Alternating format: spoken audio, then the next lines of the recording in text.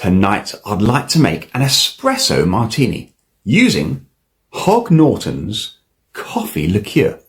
So first, I'm going to take my cocktail shaker and add to my cocktail shaker a couple of cubes of ice. So just adding some ice to my my cocktail shaker, just like so. And then I'll add 25 milliliters of coffee liqueur. This is a very nice, very pleasant, quite dry, quite an earthy coffee liqueur. So this is 25 mils. Probably the rest of the bottle. Yes, just like so. So straight into my cocktail shaker. I will then add 25 mils of espresso. So this is espresso. I brewed this earlier. So I'll just add 25 milliliters straight into my cocktail shaker.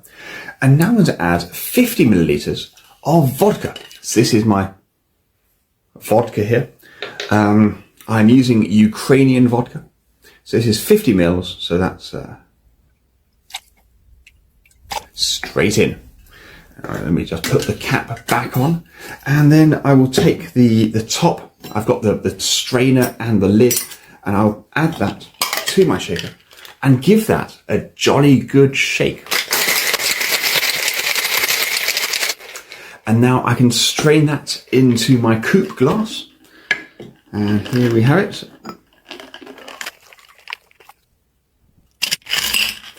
And now to finish, I will garnish that with 3 coffee beans. So I have 3 coffee beans here.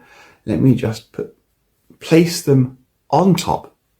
I believe these represent the Trinity. I'm not totally sure. Is it peace, love, and family? Something? I'm not overly sure. But there we have an espresso martini made with Hogg Norton's coffee liqueur. Cheers.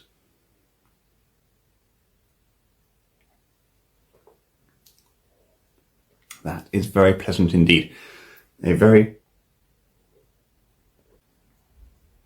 is a strong hit of coffee if you like iced coffee, but it disguises the alcohol. Obviously, I've put 2 units of vodka in here.